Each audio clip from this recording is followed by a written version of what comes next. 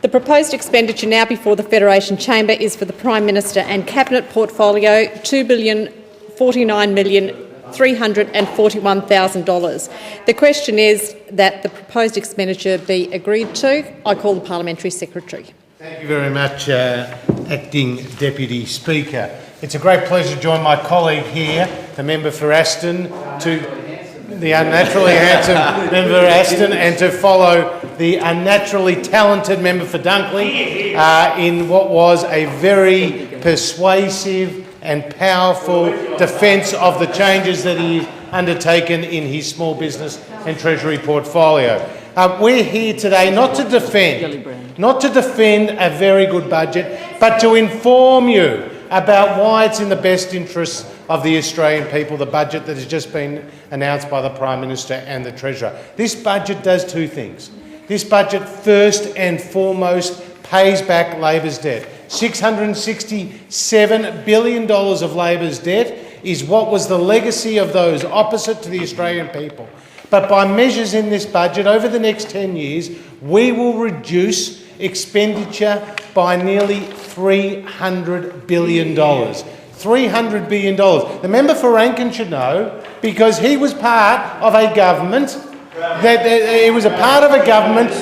led to a record increase in government spending. We want to be part of a government that is much more responsible when it comes to budgetary measures. So we will save the Australian taxpayer up to $16 billion a year in the interest bill alone as a result of these measures. Up to $16 billion a year. That's as much as an a West Connects project. That's as much as an East-West Link. That's as much as an NDIS.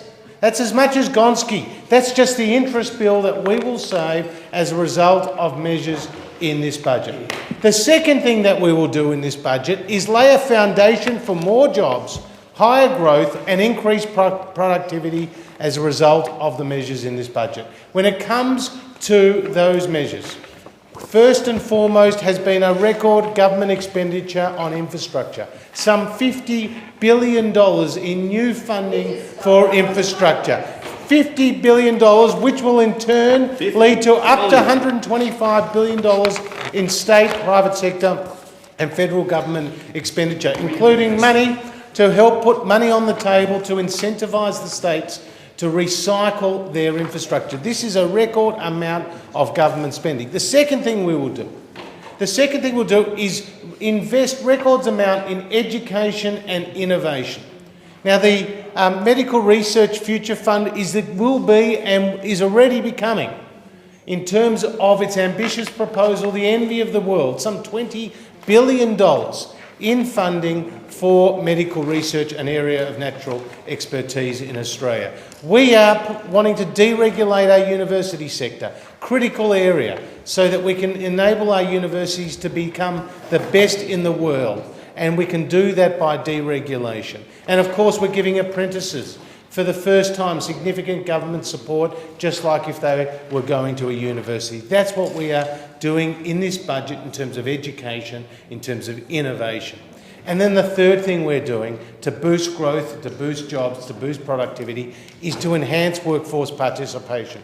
We are enhancing workforce participation by saying to people who are over the age of 50, who may have been on welfare for more than 6 months, we will give your employer up to $10,000 in an incentive to take you on board so that you no longer have to be on welfare.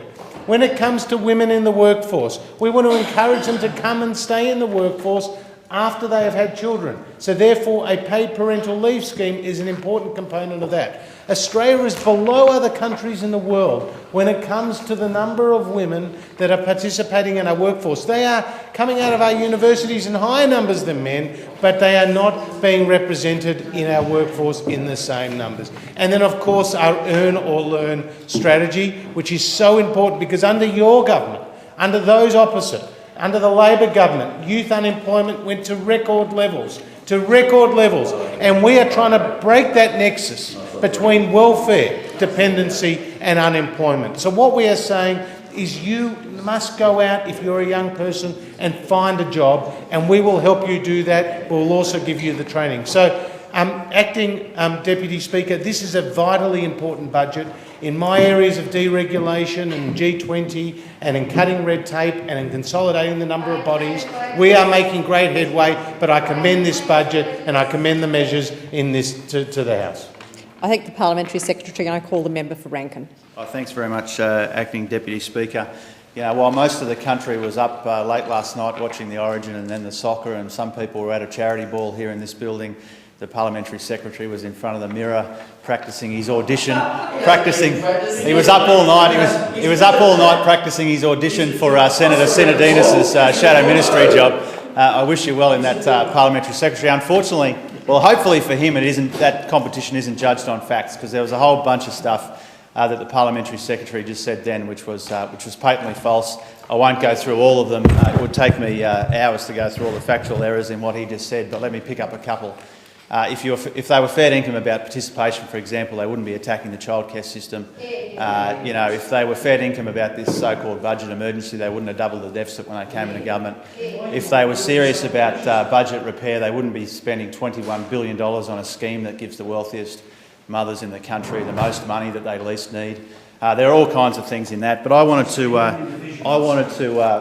focus on the Federation as part of this portfolio.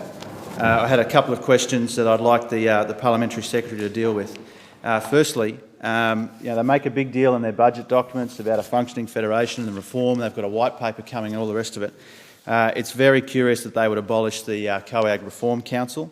It's very curious that when premiers right around the country are calling for a meeting to discuss the cuts to payments to states, that there has been no meeting scheduled.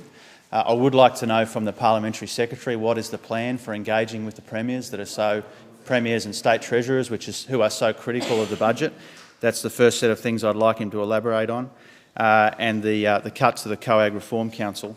But I also very specifically, would like him to refer to their own budget overview document, page 7. I'm happy to provide a copy if the Parliamentary Secretary would like it.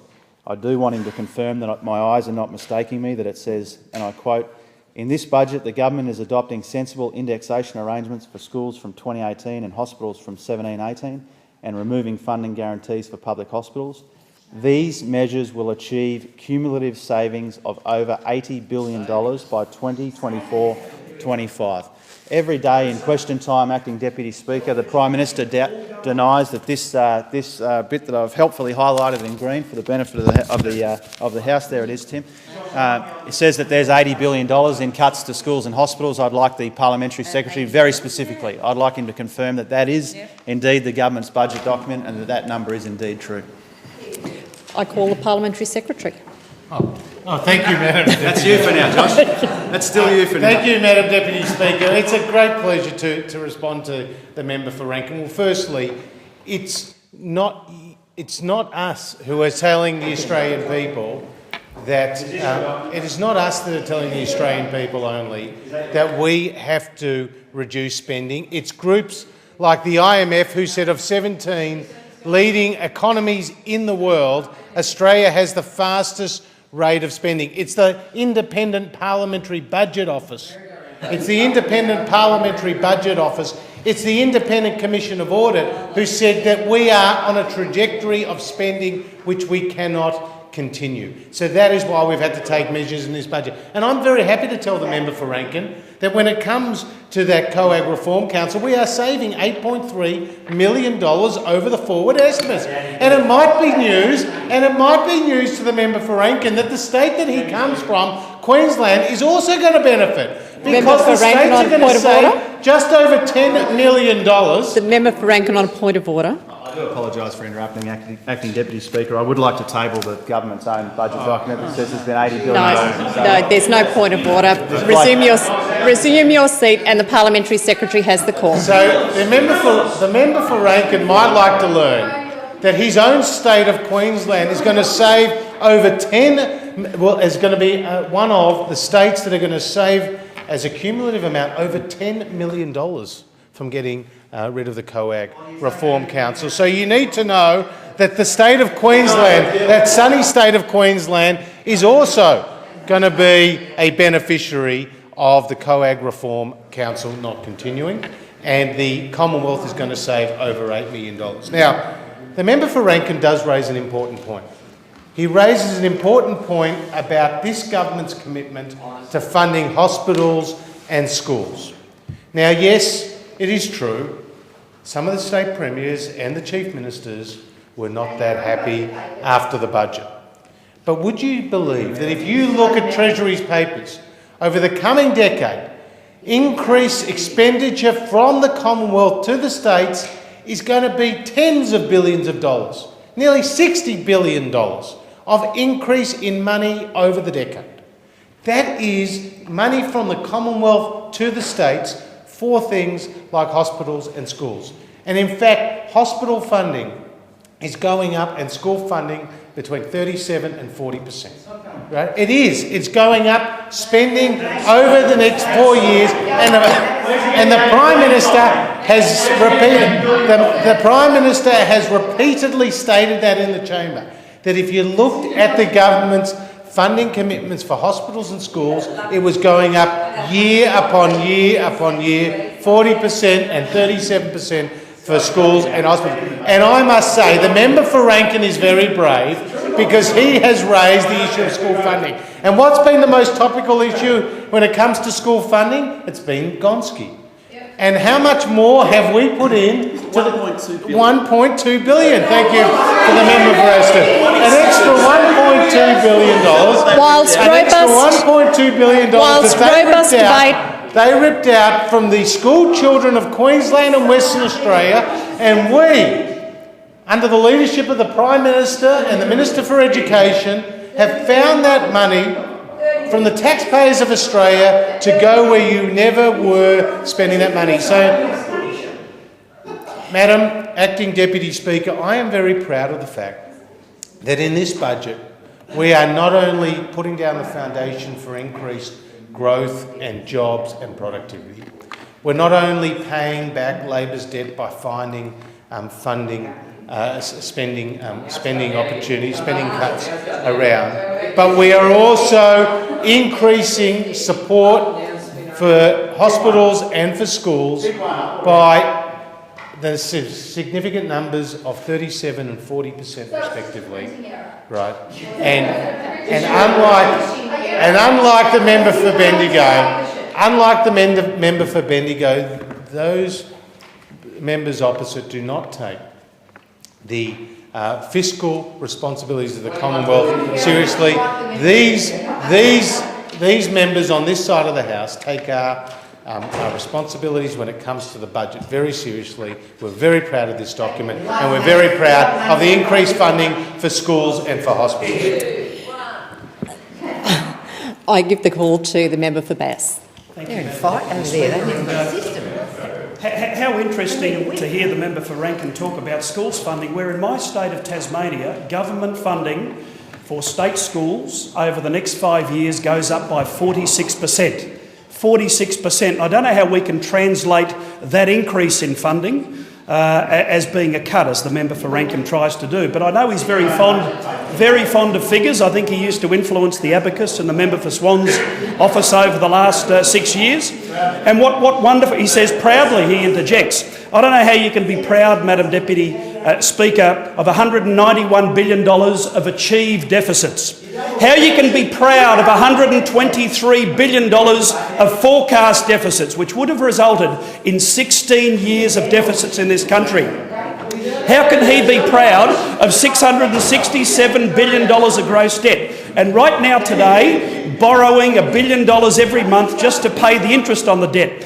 And if, like the member for Rankin, his abacus continued to borrow into the future, in 10 years' time that would be $3 billion of borrowings every month to pay the interest on our debt. But look, be that as it may, in the revisionist history that the member for Rankin tries to engage in, my serious question to the Parliamentary Secretary, thank you, relates to the proliferation of bureaucratic structures and regulation under the former Labor government over the last 6 years. Despite promising to limit regulatory impacts, and I think Mr Rudd had a promise of one on, one off when it came to regulation, every department in their cabinet submissions was going to have a regulatory impact statement. Somehow we managed to end up with 21,000 new pieces of legislation and regulation. 21,000. So much for another promise to the Australian people that wasn't met by those opposite over the last 6 years. But the people in my electorate have conveyed that a little bit like a 1,200-kilometre screwdriver from Canberra. A 1,200-kilometre screwdriver from Canberra. Can the member for Bass resume his seat? Whilst robust debate is encouraged, it is at the point where I can barely hear the member for Bass. So I am going to ask every member present to please allow the speakers or the members to speak uninterrupted.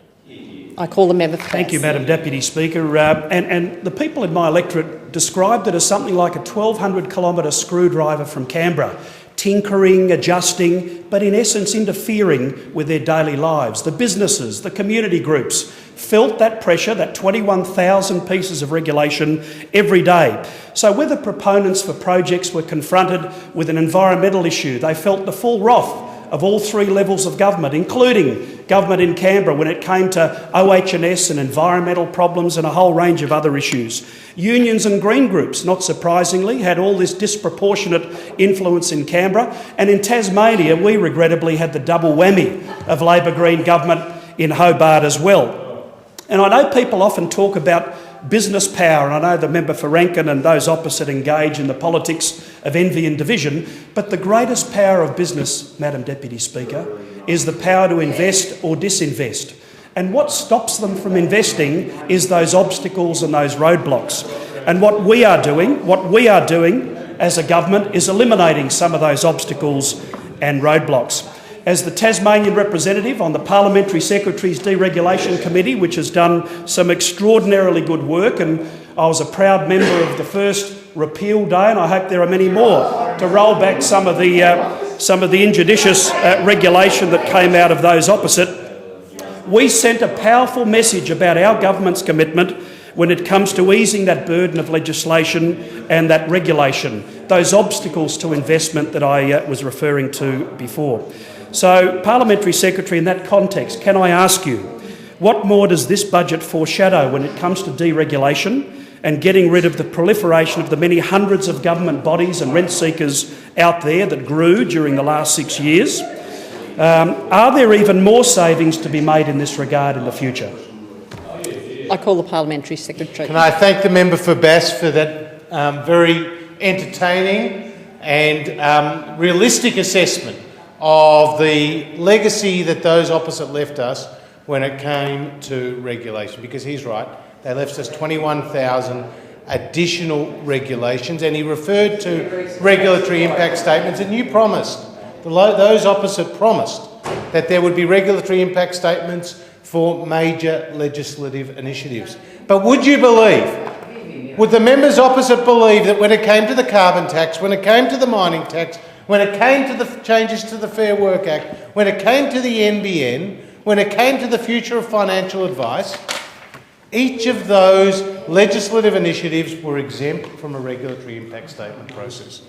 So you had no idea, those opposite had no idea as to the true impact and cost on stakeholders of those thousands of new regulations that they introduced by the way of the heavy hand of government. Acting Deputy Speaker, we want to be very different to that. We want to be very different. And we've already had our first repeal day where we were successful in getting rid of more than 10,000 additional regulations and redundant pieces of regulation and legislation. The savings to the Australian taxpayer, to industry, is more than $700 million, and we are not finished, because those on this side of the House, and I thank the member for Bass for the important work, and the member for Hindmarsh, and the member for Deakin, the member for Wright, the member for Aston, the member for Herbert, for their incredibly hard work in putting ideas on the table for cutting red and green tape across the economy. And one of the real areas we've been successful has been on environmental approvals, and the Minister for Environment has given the approval for more than $500 billion worth of projects in just less than 9 months that we've been in office. and we have moved to one-stop shop environmental approvals. Now, the member for Bass asked the important question about the consolidation of agencies that is contained in this budget. And I'm very pleased to report that as a result of measures in this budget, hundreds of millions of dollars will be saved to the taxpayer by unwinding the layer upon layer of bureaucracy that currently exists. In fact, the Commission of Audit found that the Australian Commonwealth Government had about 1,000 agencies, statutory and non-statutory bodies within its remit. And so what we have said is we are going to get rid of some of these bodies. Let me tell you the names of some of these bodies we're going to get rid of.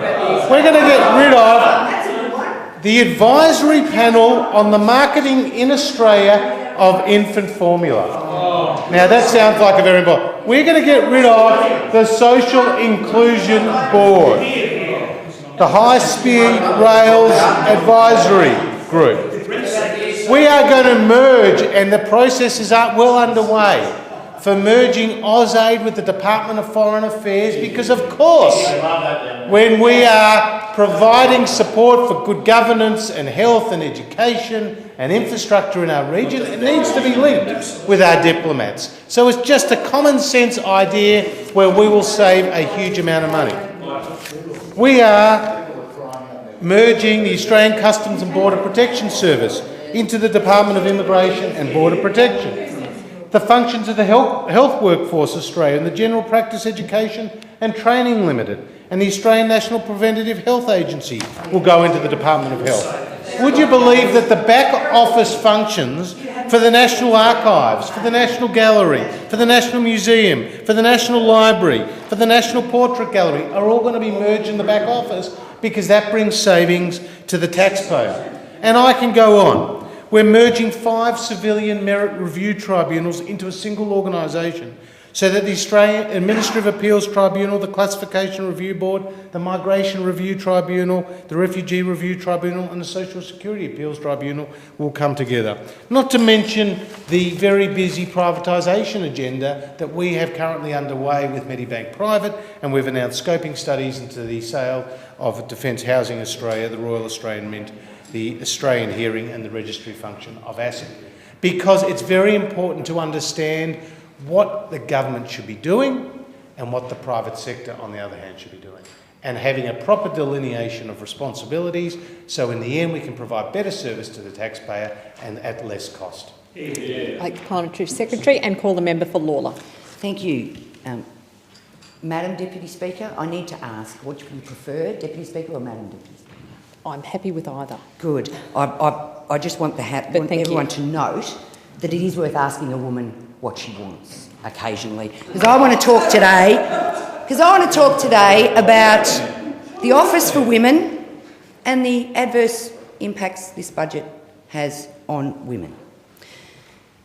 And I'm glad to be here, and I'm glad to hear that list of advisory bodies and experts that those opposite think they don't need to listen to anymore. Because, you know, one of the things that I want to talk about is the notion that if you can't slash an advisory body or get rid of an expert, then you could always just ignore it, like we're ignoring the Office for Women. Tony Abbott's budget of broken promises makes savage cuts to pensions. We've been there, we know the list. Long hospitals, family payments, superannuation, education and services. And all of them will have a deep impact on women. All of them. For example, a single parent on the parenting payment with children of the same age, the majority of whom are women, would have their budgets hit by more than $3,400 a year. Industry Super Australia has stated the repeal of the low-income superannuation contribution will be particularly damaging to the retirement savings of women, who constitute an estimated 2/3 of those eligible. Staggeringly, the abolition of the LISC will negatively impact on the retirement savings of almost 1 in 2 women. In the aftermath of the budget, we've seen an unprecedented and dishonest attack on Australia's carers, the majority of whom are women. There are no changes to carers as a result of the budget, the Prime Minister said in question time, 16th of June. This is wrong. The budget cuts the carers payment with indexation to be reduced to CPI. This will impact on carers, the majority of whom are women. And with women accounting for 60% of GP visits, the GP tax will have a deep impact on their access to healthcare. As the costs mount for families, tough decisions will be made on seeking help for those families. I went to the website for the Office of Women and I found there that the Office of Women exists to ensure a whole-of-government approach is given to providing better economic and social outcomes for women. That's what the website says. And then I went to the Economic Empowerment and Opportunity part of the site and it said the Australian Government is working to improve women's economic empowerment. Women's economic empowerment is central to a strong economy and regions. For example, closing the workforce participation gap between women and men could boost gross domestic product by up to 13%. So, given that, and given that we have an Office for Women, and given that the Prime Minister is the Minister for Women, and given that during Senate estimates on the 27th of May, it was confirmed that the Office for Women in your own department of PM&C provided advice on all relevant measures leading up to the budget. Mr McDevitt said, for all the budget measures, the Department of the Prime Minister and Cabinet provides advice. And since the Office for Women is located within the department, the Office for Women has provided advice on relevant measures leading up to the budget, which could include consulting with other agencies and providing internal advice that would feed into the whole of department advice on budget measures. So my question in this area is, why was advice from the Prime Minister's own department ignored in the formulation of the budget? It has been the practice for over 30 years for federal governments to produce a women's budget statement as one element of the official budget papers. We heard a few minutes ago about lots of statements pointing the finger across the chamber on previous budgets, not the budget 2014, which is the budget we're all here to talk about. So that's been there for 30 years in the official budget papers, but in 2014 it is not included. So my question is, given the PM is the Minister for Women and the Office for Women in the PM&C, could you explain who made the decision to cut this statement? Was the Office for Women consulted on this specific decision? And given the impact of women of this budget, why was this decision made? And I'll go further with another question, and that is that for me as a woman, it is really concerning that this government has got a mirror looking backwards. I'm looking forward to doing my ironing again. And my time's expired. I call the Parliamentary Secretary. Well, the member for Aston is right.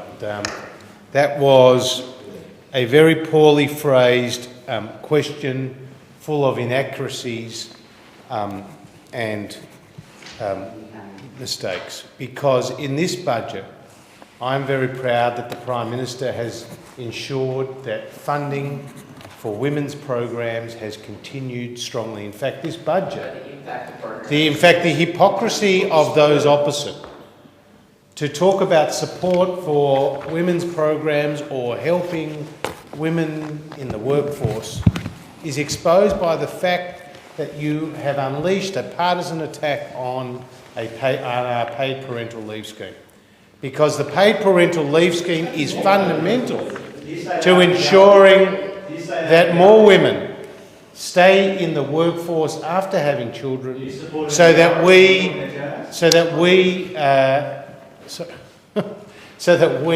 continue to Order. So that Order. we continue. I said order. Off the record, on the record, I'm an extremely strong supporter of the paid parental leave scheme because I believe it boosts workforce participation. In fact, the member for Rankin is showing great ignorance because he probably doesn't know that the Grattan report put out a survey or the numbers as to the number of women who are in the Australian workforce compared to the number of men. Now, it's 67% for the number of women compared to 78% for the number of men. But of those 67% of women in the workforce, how many do you think are working full-time? Only 55%.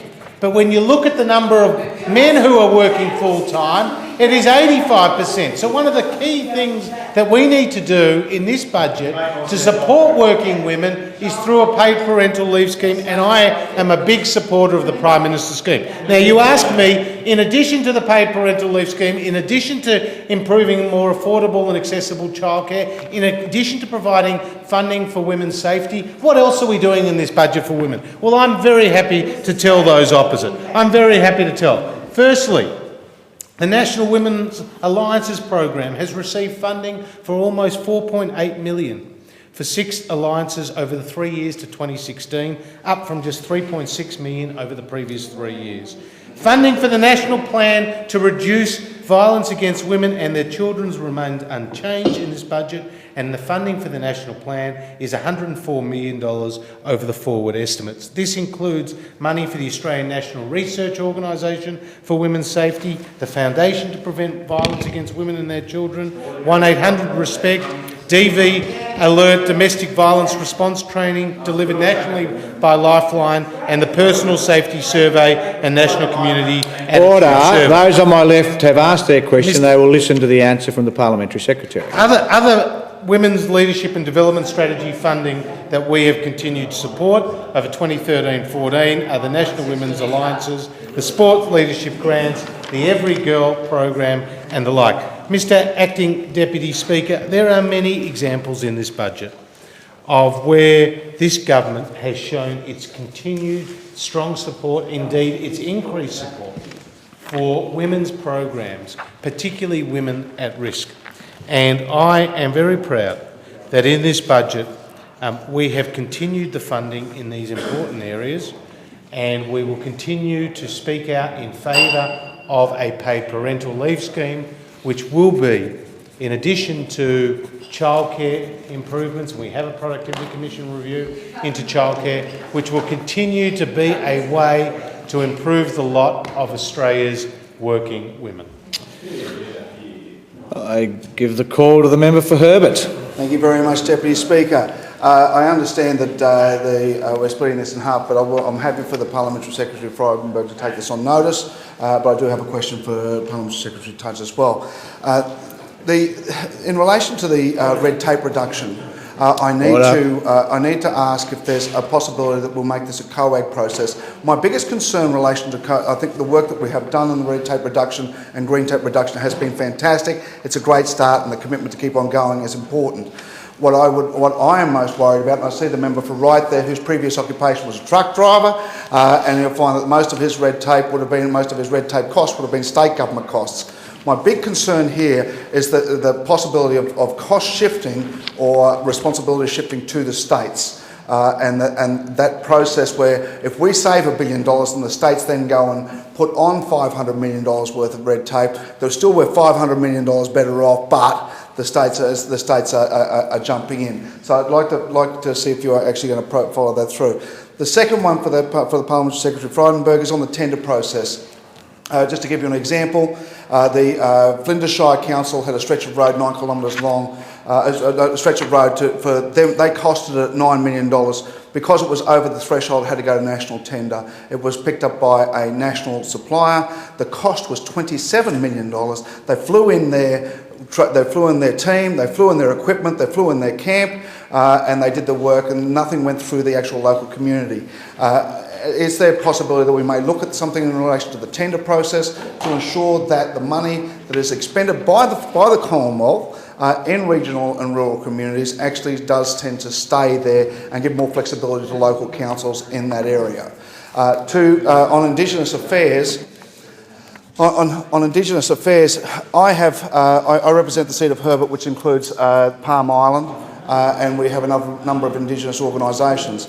I have a real issue when it comes to the running of some of these Indigenous organisations, where lack of accountability and poor governance has related in massive losses of funds.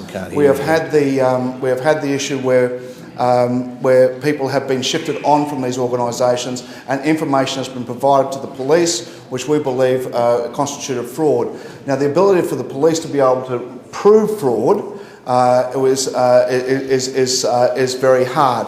What we have to do is there an instrument in ORIC, or will the Parliamentary Secretary take it upon himself to have a look at the roles of ORIC, to have a similar thing as an ASIC, ruling that someone is no longer fit and proper to run an Aboriginal organisation, so that we can make sure that the governance of the community is looking better off. Additionally, would the Parliamentary Secretary be able to advise me, the driving the opportunity to work and getting a job, getting a decent job? I know that he is very passionate in this regard.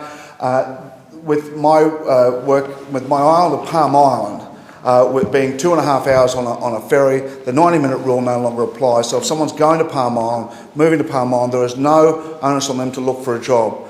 The difference between them being on benefits and working can quite often be a disincentive to them getting a job.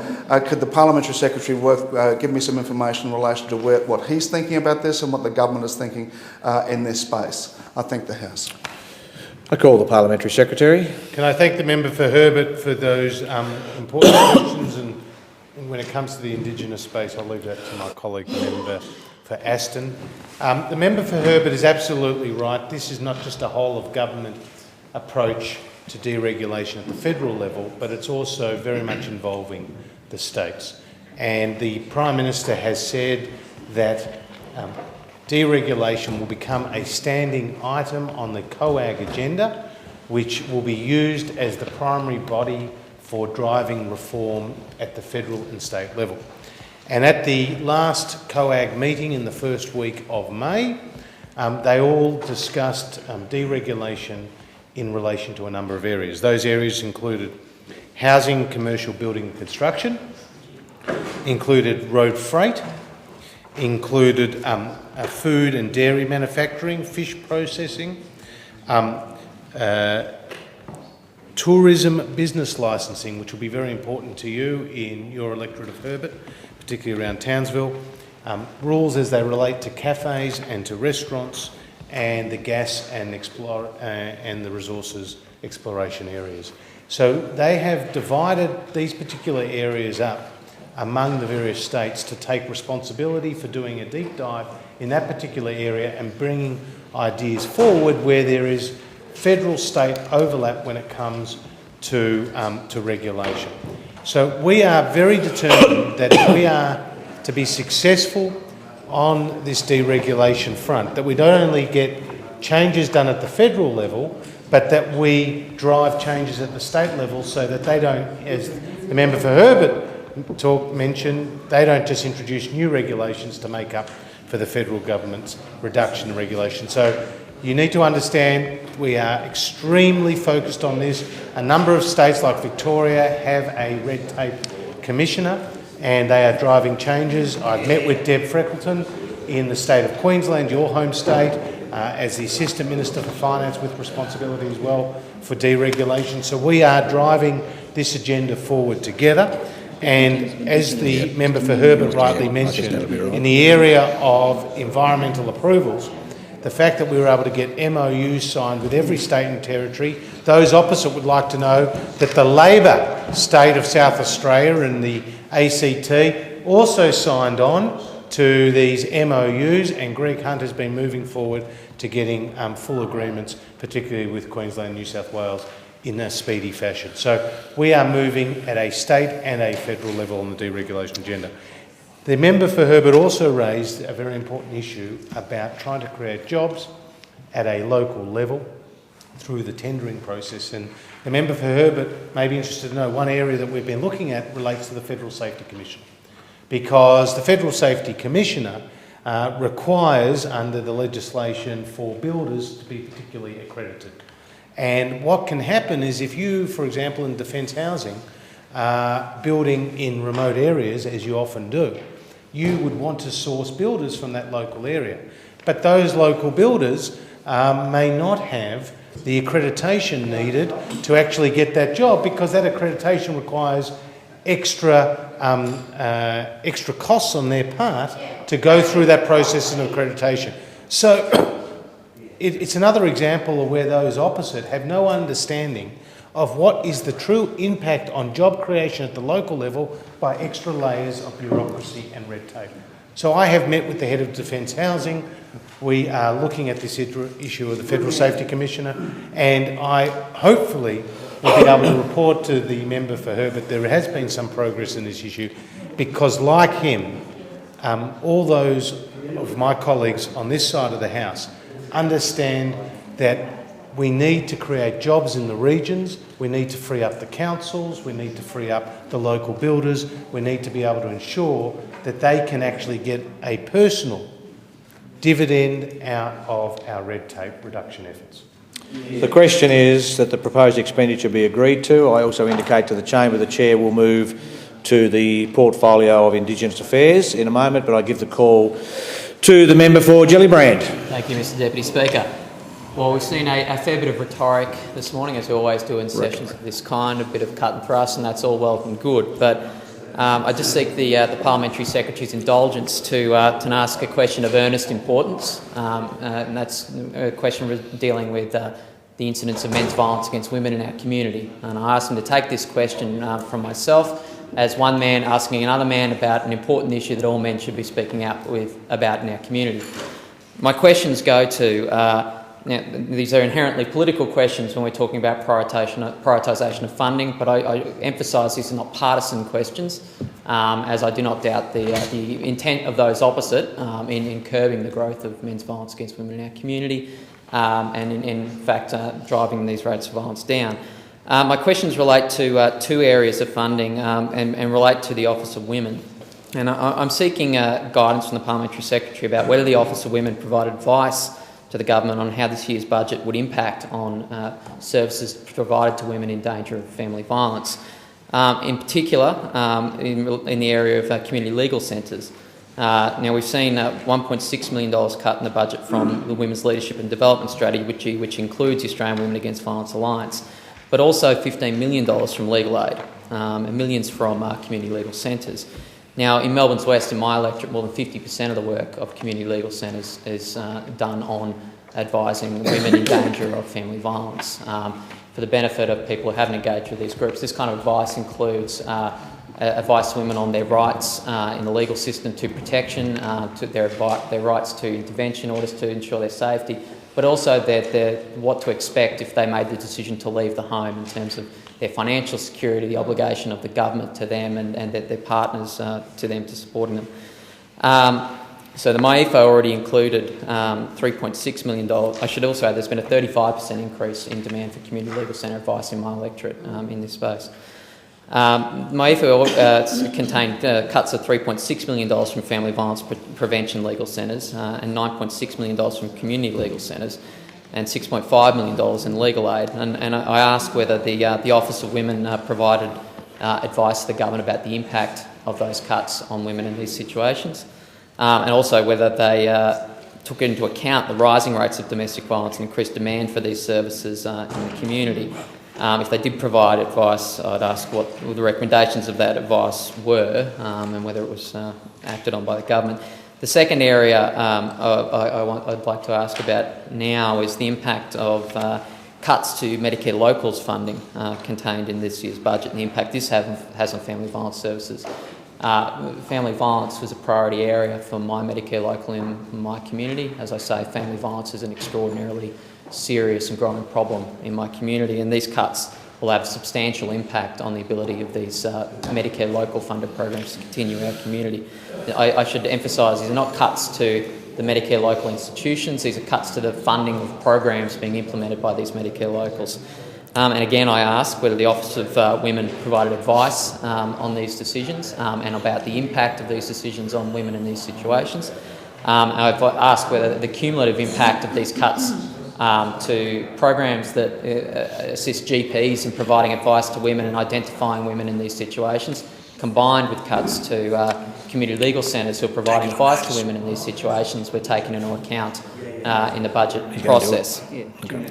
Thank you, Mr Deputy Speaker. Okay, the question is the proposed expenditure be agreed to. The Parliamentary Secretary will make a brief response before we move on. Thank you, Parliamentary Secretary. Can I thank the honourable member opposite for those questions about a very important topic, because like him, I hail from the state of Victoria, which has been rocked by tragedy in recent times, particularly as it relates to violence against women, and the Jill Marr case is the most prominent example of what is clearly unacceptable behaviour.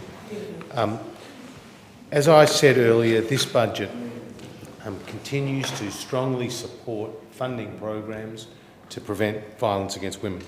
On the issue of the Office of Women and the advice that they're able to provide, that is done within the context of the Department of Prime Minister and Cabinet, and they are able to provide advice on all relevant measures in this budget, and we take our advice from the Department of Prime Minister and Cabinet.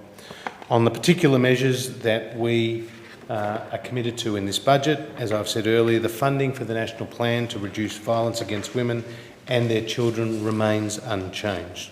The funding for this plan is $104 million over the forward estimates, and it continues funding for the Australian National Research Organisation for Women's Safety, the Foundation to Prevent Violence Against Women and Their Children, as well as a number of other measures, including 1-800-RESPECT, the nationally funded counselling support line for women experiencing sexual assault and or domestic violence, the DV Alert Domestic Violence Response Training delivered nationally by Lifeline, and the Personal Safety Survey and the National Community Attitude Survey.